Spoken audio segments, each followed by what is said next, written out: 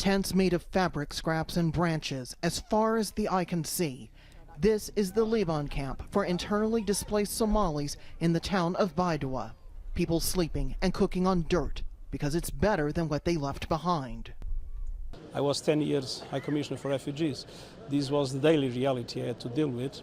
And unfortunately, the world is sometimes blind to these dramatic realities. And how did you manage for these 40 days to eat and to drink water? Guterres, the new United Nations Secretary General, flew unannounced to Somalia to see for himself how drought has pushed some 3 million people to the brink of famine.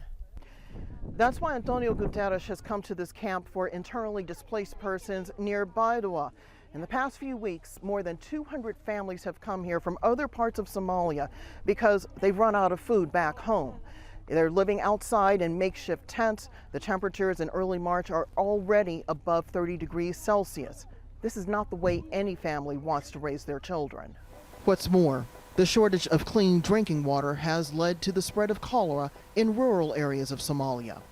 Some of the already malnourished are catching this potentially lethal disease.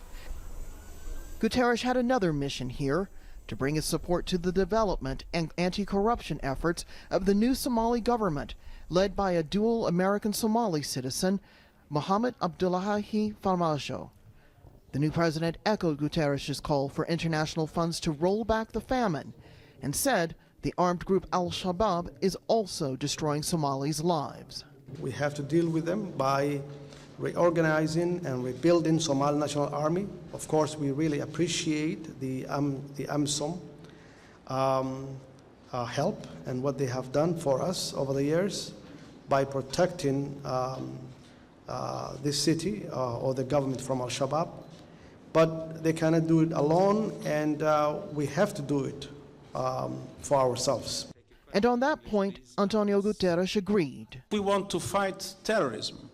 We need to address the root cause of terrorism, and we need to bring peace and stability to countries like Somalia. A vision that could one day send these families away from flimsy tents and into a more secure life. Rosiland, Jordan, Al Jazeera, Baidoa, Somalia.